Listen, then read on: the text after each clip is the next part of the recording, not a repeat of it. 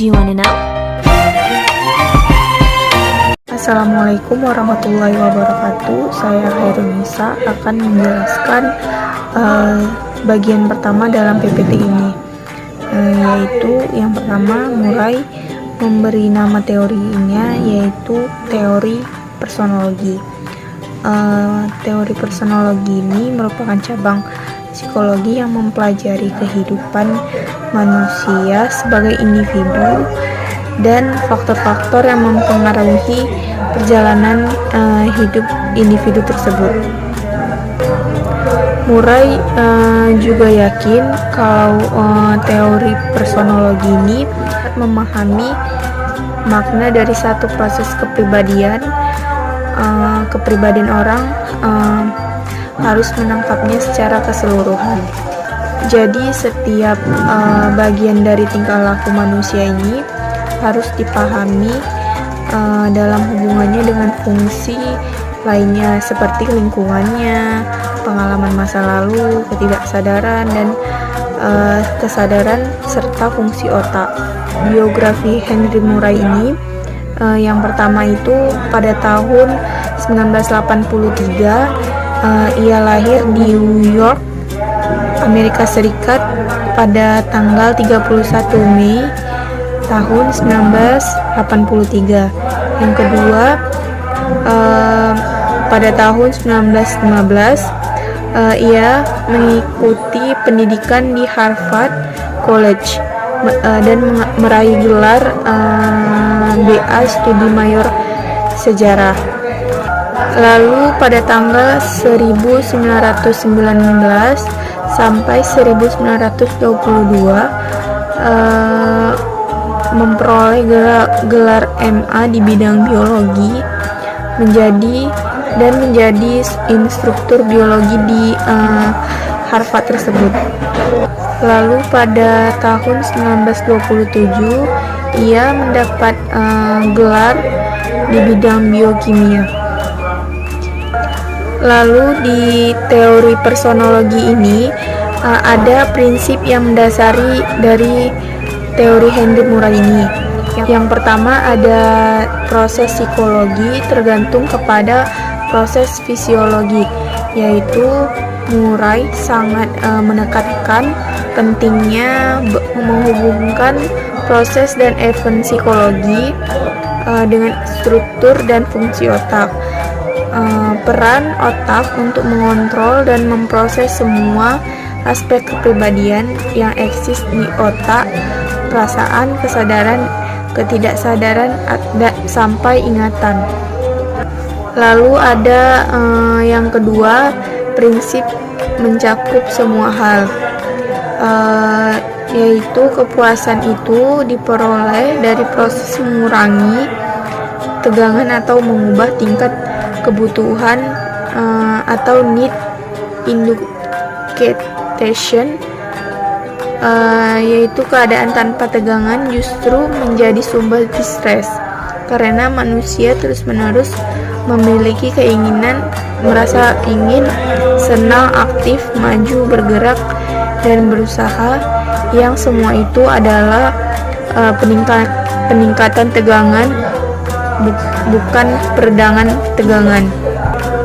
Lalu ada yang ketiga ini longitudinal, yaitu kepribadian harus mencerminkan baik unsur-unsur tingkah laku yang menetap dan berulang terjadi, maupun tingkah laku yang baru dan unik. Baiklah, di sini akan menjelaskan tentang struktur kepribadian. Yang pertama ada ID. Murray memandang ID sebagai gudang semua kecenderungan impulsif yang dibawa sejak lahir. Nah, ID menguasai energi dan mengarahkan tingkah laku, sehingga menjadi dasar kekuatan dan memotivasi kepribadian. Nah, perbedaannya dengan Freud, ID bukan hanya berisi impuls primitif, amoral, dan kenikmatan, tetapi juga berisi impuls yang dapat diterima baik dan diharapkan masyarakat seperti empati, cinta, dan memahami lingkungan. Yang kedua ada ego. Ego adalah kebijaksanaan inggu dari kepribadian. Murray mengembangkan rumusan Freud pada ego dengan mengusulkan dan akan diarahkan pada kelakuan. Murray memberi peran ego jauh lebih luas dari Freud. Sedangkan unsur rasional dari kepribadian, ego bukan hanya melayani, mengubah arah, menunda impuls ID yang tak terima, tetapi ego juga menjadi pusat pengatur semua tingkah laku. Secara sadar, rencanakan tingkah laku, mencari dan membuat peluang untuk memperoleh kekuatan ID yang positif. Yang ketiga ada superego. Nah, superego itu berisikan pokok dari superego adalah mengharuskan pada anak kecil bertindak pada sebuah usia awal dan orang tua mereka dan figur kekuasaan lain. Menekankan pentingnya pengaruh kekuatan lingkungan sosial atau kultur dalam kepribadian. Selanjutnya ada tingkah laku. Yang pertama ada prosending. Prosending itu ialah interaksi yang waktunya terbatas antara individu dengan orang dan orang-orang lain, atau antara individu dengan objek. Prosending ini adalah sepenggal waktu yang cukup untuk menyelesaikan pola-pola penting dari tingkah laku secara dinamis. Yang kedua ada serial. Serial ini adalah serangkaian prosending sehingga merupakan unik tingkah laku yang lebih panjang.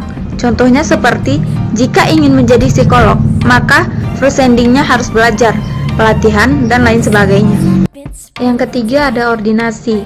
Ordinasi ini adalah proses mental tinggi yang dipakai seseorang untuk memilih rencana aksi untuk mencapai tujuan yang diinginkan dan menempatkan pilihan rencana itu ke dalam operasi. Ordinasi ini mempunyai dua komponen. Yang pertama ada serial program dan schedule. Yang terakhir ada abilitas dan prestasi. Abilitas dan prestasi seseorang itu adalah bagian kepribadian yang penting, seperti keterampilan mekanik, leadership, prestasi intelektual, dan tingkah laku seksual. Abilitas menunjukkan potensi apa yang mampu dikerjakan seseorang, mencakup variabel, bakat, herediter, dan apa saja yang pernah dipelajari. Ini saya akan melanjutkan penjelasan dari Radimas, yaitu tentang dinamika kepribadian. Yang pertama itu ada tension reduction atau perendah ketegangan. Murray berpendapat bahwa manakala kebutuhan muncul, orang berada dalam ketegangan dan kepuasanlah yang meredakan ketegangan tersebut. Yang kedua, needs atau kebutuhan. Needs adalah pemikiran mengenal kekuatan di bagian otak yang mengorganisir berbagai proses seperti persepsi, berpikir, dan berbuat untuk mengubah kondisi yang ada dan tidak memuaskan. Need ini bisa dibangkitkan oleh proses internal, tapi lebih sering dirangsang oleh faktor eksternal seperti lingkungan. Yang ketiga ada pressure atau tekanan. Tekanan adalah bentuk penentu tingkah laku yang berasal dari lingkungan, suatu sifat atau ciri dari orang lain, objek atau kondisi lingkungan yang membantu atau menghalangi orang menuju tujuannya. Murray menyebut berbagai tekanan terpenting yang biasanya dialami anak-anak. Ada dua jenis tekanan. Yang pertama, tekanan alfa, kualitas lingkungan yang muncul dalam kenyataan, dan tekanan beta, kualitas lingkungan sebagaimana teramati oleh individu. Misalnya, sepasang suami istri sepulang kerja, lalu suaminya menceritakan pengalaman rapat yang sangat menekannya dengan pimpinannya. Yang selanjutnya yaitu ada arah tingkah laku. Yang pertama itu ada valus. Valus itu adalah nilai suatu tingkah laku. Nilai suatu tingkah laku itu adalah muatan tujuan akhir yang ada pada tingkah laku itu. Nilai mengacu pada hal-hal ideal yang dipegang individu. Yang kedua, vektor. Vektor merupakan kecenderungan bertindak. Taraf umum pilihan jenis tingkah laku dan berbagai proceeding tingkah laku yang terus menerus dipakai, tidak peduli apa proceedingnya. Di slide selanjutnya ada perkembangan kepribadian. Yang pertama ada kompleks kaustral. Di sini menjelaskan bahwa hidup di dalam kandungan sangat aman, tenang, dan sangat tergantung pada suatu kondisi yang sering kita harapkan untuk dapat kita alami kembali. Nah, ada 3 bentuk klauster kompleks. Yang pertama itu ada bentuk sederhana. Kompleks ini termanifestasi dalam keinginan untuk tetap berada di tempat yang hangat, seperti tetap berada di selimut saat bangun tidur di pagi hari. Dan yang kedua itu, kompleks ini terpusat pada perasaan tak berdaya dan perasaan tidak mendapatkan bantuan di dalam kandungan. Nah, ini akan mengakibatkan seseorang takut berada di tempat yang terbuka, ia akan takut jatuh, tenggelam, dan takut akan kebakaran. Dan yang terakhir itu, kompleks klauster malahan. Ini menjadi kompleks anti kandungan yang terpusat pada ketakutan kehabisan napas.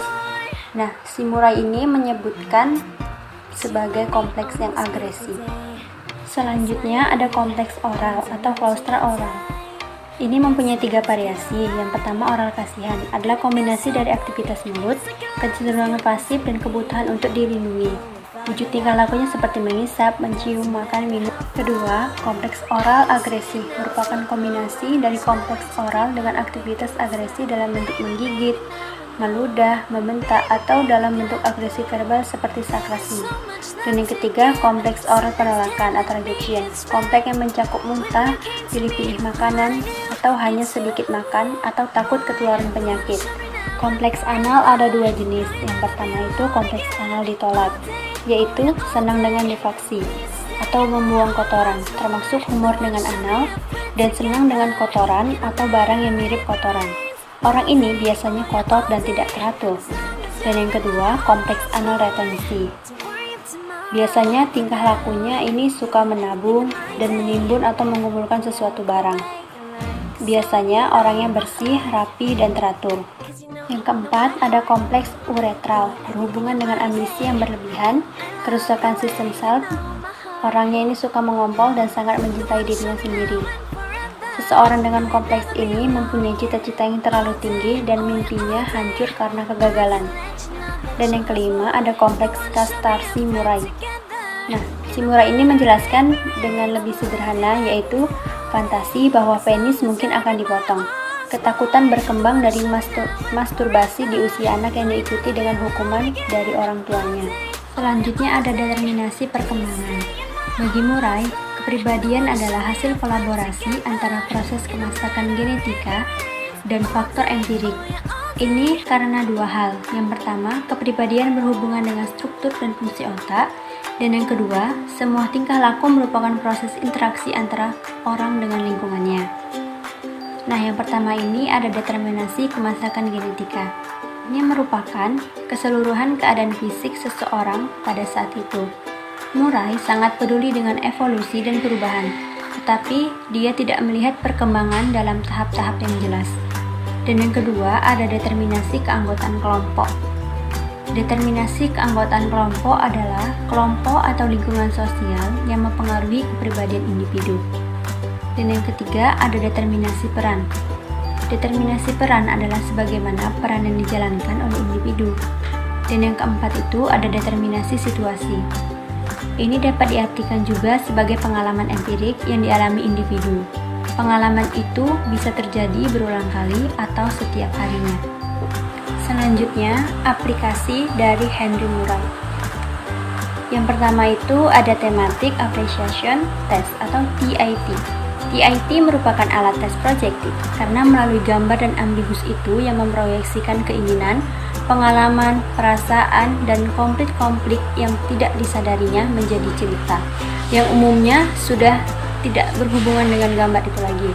Nah, tes ini terdiri dari 19 gambar ambigu yang menunjukkan 1 atau 2 orang dan sebuah kartu kosong. Orang yang mengikuti tes ini diminta untuk menyusun sebuah cerita yang menggambarkan adegan dan karakter dalam setiap gambar.